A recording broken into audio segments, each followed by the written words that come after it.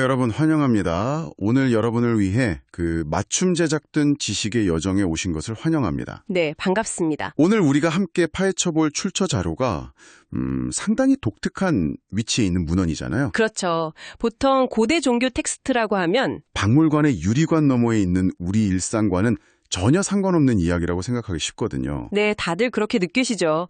하지만 오늘 다룰 자료는 요한계시록 17장 1절에서 6절까지의 내용을 바탕으로 한 아주 깊이 있는 강해 문헌입니다. 맞습니다. 그래서 오늘의 임무가 굉장히 흥미롭습니다. 단순히 고대 문헌을 한 줄 한 줄 읽어내려가는 게 아니고요. 네. 수천 년 전의 이 고대 상징들이 현대 자본주의나 복잡하게 얽힌 국제 정치, 그리고 당장 오늘 아침에 여러분이 확인하신 그 주식 계좌와 어떻게 연결되는지 그 놀라운 통찰을 추출해내는 것이 바로 우리의 임무입니다. 이 자료를 처음 검토하면서 제가 가장 놀랐던 부분도 바로 그 지점이었어요. 어떤 부분이었나요? 텍스트가 가진 상징들을 무슨 종말론적인 판타지나 예언으로만 소비하지 않더라고요. 확실히 그래요. 네, 오히려 이 문헌의 저자는 요한계시록의 은유들을 일종의 사회학적 해부도로 접근하고 있습니다. 거대한 인간 사회의 시스템, 즉 권력과 자본이 어떻게 작동하고 사람들을 길들이는지를 보여주는 거죠. 그러니까 오늘 이 탐구를 통해서 우리가 매일 마주하는 시스템들을 조금은 낯설게 또 새로운 시각으로 관찰해 볼 수 있다는 거네요. 네, 맞습니다. 좋습니다. 그럼 본격적으로 들어가 보죠. 우선 텍스트의 구조적인 위치부터 좀 짚고 넘어가면 좋을 것 같은데. 네, 전체적인 맥락을 이해하는 게 중요하니까요. 자료에 보면 27장이라는 부분이 요한계시록 전체 서사에서 아주 특정한 역할을 맡고 있다고 설명하더라고요. 그렇죠. 요한계시록의 구조를 간략히 설명해드리면요. 6장부터 16장까지는 7인, 7나팔, 7대접으로 이어지는 일련의 재난과 심판 과정이 쭉 묘사되어 있습니다. 계속 심판이 이어지는 거군요. 네, 그러다가 이 거대한 서사가 16장에서 설정에 달하고 17장부터 22장까지는 큰 성 바벨론의 멸망과 새 예루살렘의 도래라는 주제로 넘어갑니다. 그러면 17장이 완전히 새로운 사건의 시작인가요? 자료의 분석에 따르면 그렇지 않습니다. 오히려 앞서 진행된 심판, 특히 그중에서도 6번째와 7번째 대접 심판의 연장선이자 세부 해설서 역할을 한다고 봅니다. 그러니까 16장까지 거대한 전쟁의 전경을 쫙 보여주다가 17장에서는 그 핵심 세력의 붕괴 과정을 카메라 렌즈를 훅 중인해서 밀착 취재하는 방식인 거죠. 바로 그거네요. 밀착 취재. 그런데 그 밀착 취재의 대상이 되는 핵심 세력을 부르는 단어가 상당히 충격적입니다. 네, 텍스트가 이 존재를 큰 음녀, 영어로는 Great Prostitute라고 부르고 있죠. 맞아요. 종교 문헌에서 이런 직설적인 단어를 썼다는 게 흥미로운데 자료가 이 단어의 역사적이고 어원적인 의미를 아주 상세히 다루고 있잖아요. 이 지점이 정말 중요합니다. 고대 학자들이 히브리어 구역 성경을 헬라어로 번역할 때 이 단어를 포르네라는 헬라어로 번역했습니다. 원래 히브리어로는 조나였고요. 조나, 네. 자료는 이사야나 나훔 같은 구역 선지서에서 이 단어가 어떻게 쓰였는지 추적합니다. 놀랍게도 이 단어는 니느웨나 두로 같은 고대 강력한 이방 국가들을 지칭할 때 주로 쓰였습니다. 이게 참 우리가 생각하는 거랑 전혀 다르더라고요. 현대인들은 저 단어를 들으면 당연히 대인적인, 육체적인 문란함을 떠올리잖아요. 그렇죠. 하지만 문헌의 진짜 의도는 전혀 다릅니다. 이들을 이렇게 부른 핵심적인 이유는 성적인 문란함 때문이 아니에요. 그럼 뭐 때문인 거죠? 자신의 경제력이나 군사력 같은 거대한 이익을 위해서 정의를 팔아넘겼기 때문입니다. 다른 나라들을 미혹해서 하나님이라는 절대적 선이 아닌 힘과 권력이라는 우상을 섬기게 만들어 세상을 파멸로 이끌었거든요. 와, 그러니까 도덕적 일탈을 넘어서 시스템적이고 국가적인 차원의 타락을 꼬집는 거네요. 맞습니다. 고대인들이 거대한 제국주의 시스템 전체를 비판하기 위해 선택한 가장 강력한 은유였던 겁니다. 그리고 이 세력이 많은 물 위에 앉아있다고 묘사되는 부분도 인상 깊었어요. 네, 15절에 나오는 표현이죠. 자료가 이걸 아주 명쾌하게 해석하더라고요. 많은 물이 무슨 특정한 바다가 아니라 백성과 무리와 열국과 방언을 뜻한다고요. 다시 말해, 이 세력의 지배력이 어느 특정 지역이나 국가에 국한되는 게 아니라는 겁니다. 전 지구적이고 보편적인 지배력을 의미하는 거군요. 네, 그 전 지구적인 영향력을 염두에 두고 다음 상징을 보면 논리가 딱 맞아떨어집니다. 여자가 타고 있는 붉은빛 짐승 말이죠. 그렇습니다. 머리가 7이고 뿔이 10개며 신성을 모독하는 이름들로 가득한 짐승. 이건 계시록 13장에 나온 바다에서 올라온 짐승과 흡사합니다. 역사 속에서 선과 정의를 대적해온 모든 제국과 폭력적인 정치 세력을 상징하는 야수성이군요. 네, 자료는 이 권력의 속성을 설명하기 위해 아주 흥미로운 현대 정치의 예시들을 들고 있어요. 아, 맞아요. 미국의 이란 지도자 암살 사건이라든가 트럼프 전 대통령에 대한 극단적인 반대 여론, 그리고 미국과 이스라엘의 동맹 같은 지정학적 이슈들이 등장했죠. 여기서 청취자 여러분께 꼭 짚고 넘어가야 할 점이 있습니다. 네, 어떤 점이죠? 저와 호스트님, 그리고 이 자료의 저자 역시 어떤 특정 진영의 정치적 옳고 그름, 즉 좌파나 우파의 입장을 지지하거나 비판하려는 게 절대 아닙니다. 맞습니다. 철저하게 중립적인 입장에서 이 예시들은 그저 권력의 이합 집산을 보여주기 위한 도구일 뿐이죠. 네, 자료가 말하고자 하는 건 현실 정치의 아주 냉혹한 본질입니다. 국가나 권력은 자신의 이익에 맞으면 기꺼이 어제의 적과도 손을 잡고 동맹을 맺습니다. 짐승과 여자가 연합해서 세상을 지배하는 것처럼요. 하지만 자료는 그 연합의 끝을 이렇게 설명합니다. 결국에는 이익이 엇갈리면서 서로에게 칼을 겨누고 파멸에 이르게 된다고요.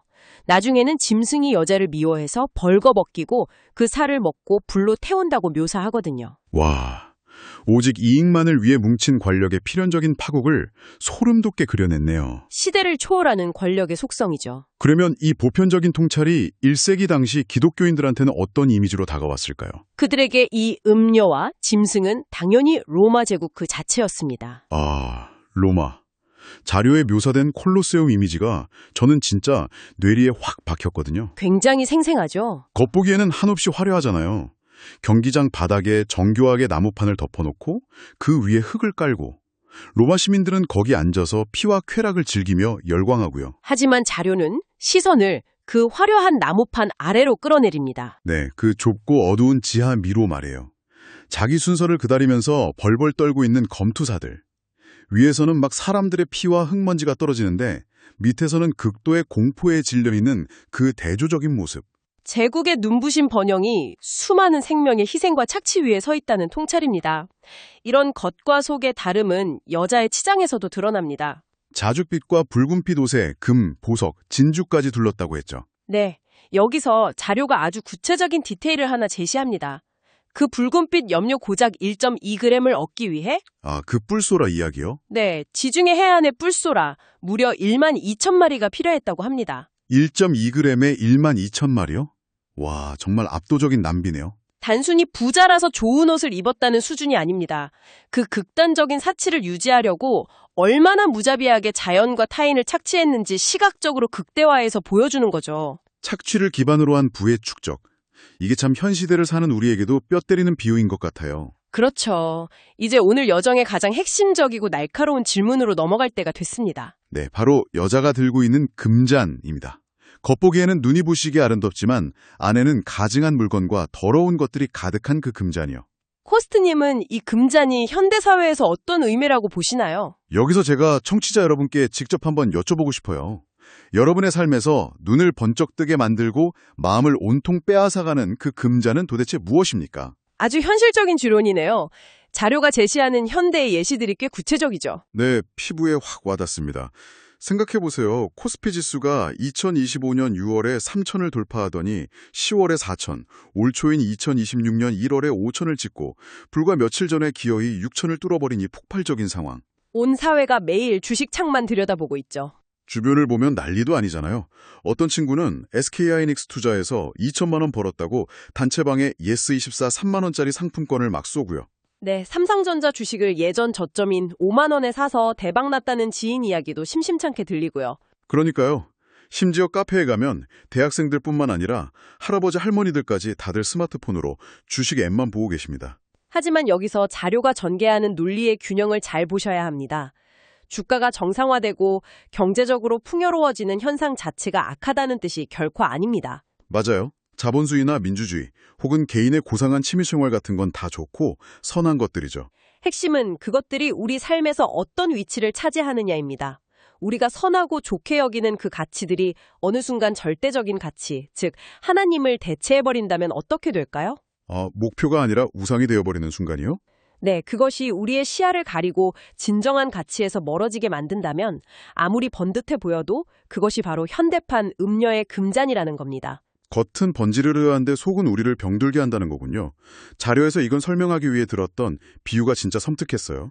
네, 최근에 잡힌 모텔 연쇄 살인범 사건을 예로 들었죠. 그 살인범이 피해자들에게 접근할 때 막 흉기를 들이밀면서 협박한 게 아니잖아요. 오히려 아주 친절하게 웃으면서 다가갔습니다. 이거 숙취 해소제인데 마시면 속이 아주 편안해질 겁니다 하면서 건넸단 말이에요.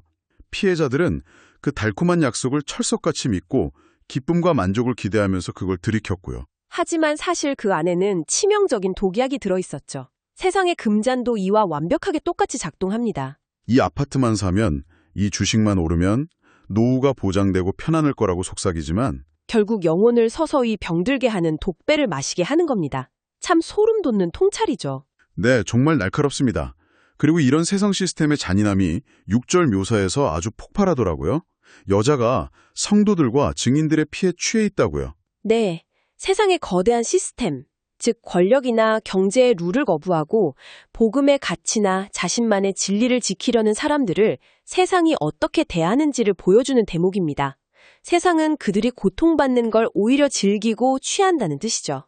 여기서 영국의 고전문학인 존 버년의 철로 역정을 인용한 게 신의 한 수였어요. 허영의 시장 에피소드 말이죠. 네, 순례자인 크리스천과 신실이 길을 가다가 허영의 시장을 지나가게 되잖아요. 자료가 이 시장을 현대 버전으로 아주 찰지게 번역해놨더라고요. 이 시장에서는 온갖 쾌락과 성공을 팝니다. 명예, 좋은 동네의 부동산, 아까 말한 하이닉스나 삼성전자, 코스피 ETF 같은 것들을 매대에 올려놓고 유혹하죠. 모두가 거기에 미쳐서 침을 흘리는데 이 두 순례자는 어떻게 합니까? 그 시장의 물건들, 즉 세상의 금잔을 하찮게 여깁니다. 그리고는 자신들의 진짜 보안은 하늘에 있다고 선언해버리죠. 세상 입장에선 완전 폭탄 선언이네요. 네, 그러자 시장 사람들의 태도가 돌변합니다. 순례자들을 향해 시대에 뒤떨어진 바보, 별종, 꽉 막힌 구식이라고 조롱하고 분노하죠. 결국 재팔에 감겨서 신실을 처형해버리잖아요. 세상의 가치관을 거부하는 소수를 시스템이 얼마나 폭력적으로 배척하는지 여실히 보여줍니다. 맞습니다. 자신들이 만들어 놓은 허영의 룰을 깨트리는 자들을 시스템은 절대 가만두지 않거든요. 참, 오늘 정말 많은 생각을 하게 만드네요. 이제 오늘 다룬 이 방대한 자료를 좀 정리해봐야 할 것 같습니다. 네. 오늘 자료를 통해 우리는 요한계시록의 큰 성 바벨론과 음료의 금잔이 단지 고대 종교서에 박제된 판타지가 아님을 확인했습니다. 그렇습니다. 매일 아침 우리가 눈 비비며 확인하는 주식창에 남들과 비교하며 더 높은 연봉을 갈망하는 마음속에 그리고 이것만 있으면 내 인생은 완벽해질 거야 라고 믿게 만드는 모든 현대적 시스템 속에 바로 그 바벨론과 금잔이 존재하고 있다는 거죠. 여러분이 지금 손에 쥐고 있는 그 일시적인 만족의 금잔을 분별하시고 영원히 목마르지 않을 진정한 해가를 찾으라는 것이 이 자료가 던지는 묵직한 결론입니다. 네.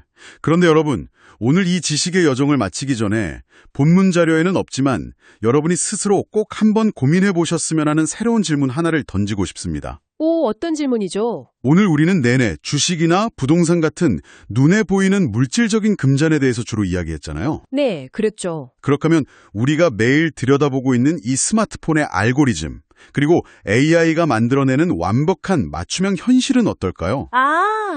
디지털 세계의 금잔이군요. 맞습니다. 이 첨단 기술이 우리의 가장 깊고 내밀한 욕망을 분석해서 우리가 결코 빠져나오고 싶지 않은 가상의 금잔을 매 초마다 만들어내고 있다면요? 무서운 이야기네요. 우리는 그게 독배인지 알아차릴 수조차 있을까요? 내 입맛에 너무나 완벽하게 맞으니까요. 여러분이 지금 이 순간에도 무의식적으로 들이키고 있는 가장 달콤하고 편안한 알고리즘의 금잔은 과연 무엇인지 오늘 밤 한번 깊이 생각해 보시기 바랍니다. 우리의 인식을 지배하는 보이지 않는 시스템에 대한 아주 통찰력 있고 시혜적절한 화두입니다. 네, 오늘 함께한 이 심층 탐구가 여러분의 일상에 작지만 의미 있는 인식의 전환을 가져다 주었기를 바랍니다. 긴 시간 저희와 함께 지식의 여정을 걸어주셔서 진심으로 감사합니다. 감사합니다. 저희는 다음에 더 흥미롭고 세상을 낯설게 보게 해줄 자료와 함께 돌아오겠습니다. 다음 지식의 여정에서 뵙겠습니다. 여러분, 안녕히